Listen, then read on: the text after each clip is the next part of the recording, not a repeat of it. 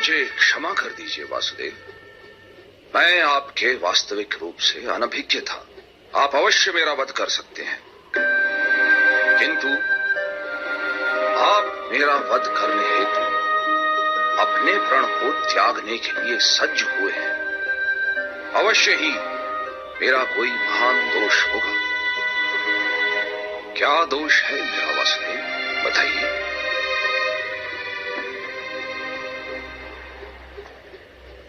अज्ञान आपका दोष है महामहिम।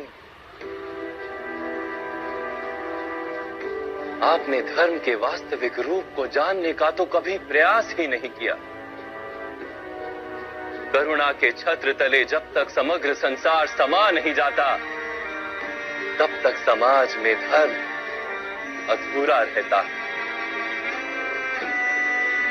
किंतु आपने केवल अपने परिवार का विचार किया, संसार के कल्याण का तो विचार ही नहीं किया आपने। इसलिए आपका त्याग भी स्वार्थ का ही रूप है। मैंने अपने पिता के सुख हेतु राज्य का त्याग किया, आजीवन ब्रह्मचर्य की प्रतिज्ञा ली। इसमें मेरा कोई स्वार्थ नहीं था वासुदेव। ब्रह्मचर्य की प्रतिज्ञा और राज सिंहासन का त्याग अवश्य उत्तम कार्य थे, किंतु आपने समाज के प्रति अपने उत्तरदायित्व का त्याग क्यों कर दिया महामहिम? कुरुवंश में आपसी संघर्ष न हो, हस्तिनापुर के राज सिंहासन के लिए युद्ध न हो, और कुरु राष्ट्र की प्रजा को हानि या दुख न हो। इसीलिए मैंने ये प्रतिज्ञाएं की वासुदेव।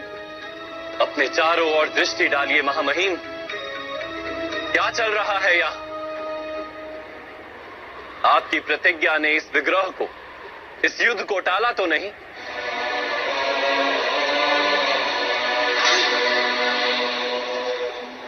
विचार कीजिए महामहिम। आपने अपनी प्रतिज्ञा को धर्म माना। यदि वो वास्तव में धर्म होता तो ये महायुद्ध ही क्यों होता? वास्तव में धर्म किसी मृत विचार का नाम नहीं, ना ही किसी परंपरा का नाम है। धर्म तो जीवन का नाम है, और जीवन निरंतर बदलता रहता है। परिवर्तन ही जीवन का गुण है, और परिवर्तन हेतु मनुष्य को कर्म करना पड़ता है। और आपने कर्म का ही त्याग कर दिया महामहिम। किंतु मैंने तो जीवन के प्रत्येक पग पर उचित कर्म किए हैं वासुदेव। नहीं महामहिम,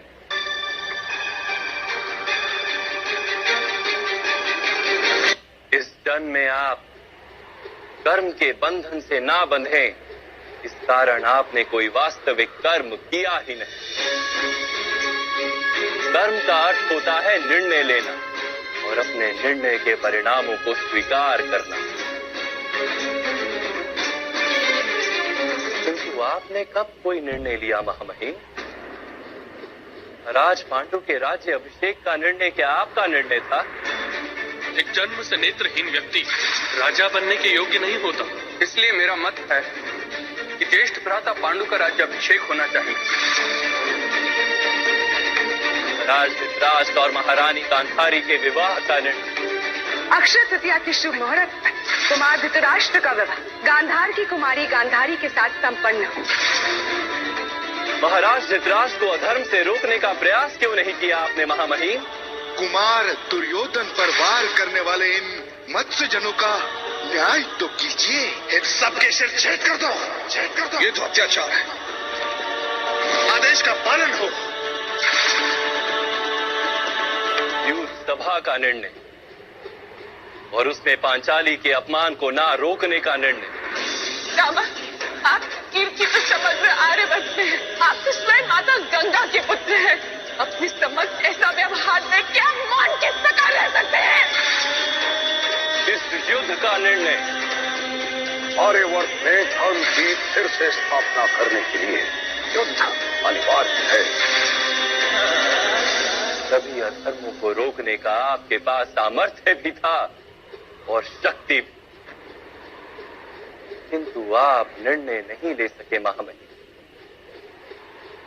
आप केवल अपनी प्रतिज्ञा और अपने प्रण से बंधे रहे। मैं दास बनकर अपना जीवन व्यतीत करूंगा। वास्तव में कर्तव्य के नाम पर निर्णय लेने के उत्तरदायित्व से आप भागते रहे।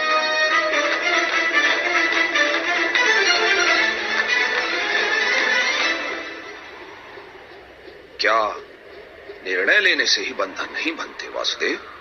बंधन से छूटने के लिए निष्काम कर्म के सिद्धांत को समझते तो आपका जीवन धर्ममय हो जाता महामहिम। बंधन से छूटने के लिए आपने कर्म का त्याग क्यों किया? कर्म के फल का त्याग करते, किसी के आदेश को कर्तव्य मानने के स्थान पर अपने कर्म को कर्तव्य मानते तो भी बंधन से छूट जाते। बहुत समय पूर्व आपने प्रतिज्ञा ली।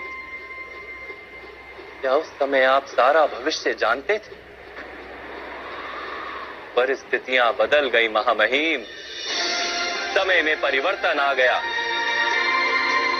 किंतु आपने अपनी प्रतिज्ञा नहीं तोड़ी और ना ही किसी परिवर्तन को स्वीकार किया।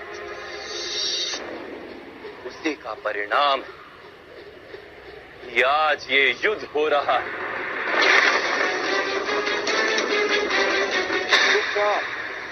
प्रतिज्ञा का कोई मूल नहीं। अवश्य जिस प्रतिज्ञा से सारे समाज को लाभ, उसका मूल्य अवश्य। किंतु जिस क्षण मनुष्य की प्रतिज्ञा, उसका निर्णय सारे समाज को हानि पहुंचाने लगे, उसी क्षण उस प्रतिज्ञा को तोड़ना अनिवार्य हो जाता है महामहिम।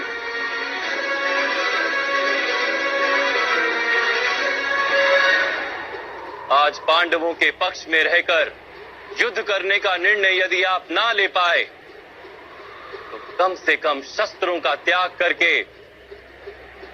अपनी मृत्यु को स्वीकार कर लीजिए।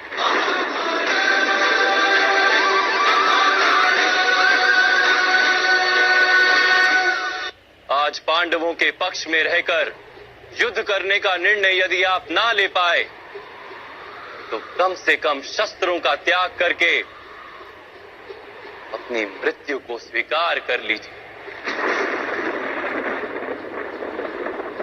मैं स्वीकार करता हूं वासुदेव। यदि आपका दिया हुआ ज्ञान मुझे जीवन काल में प्राप्त होता तो इतने अन्याय नहीं होते, किंतु जीवन में ना सही, मृत्यु में आपका दिया हुआ ज्ञान अवश्य उपयोगी होगा।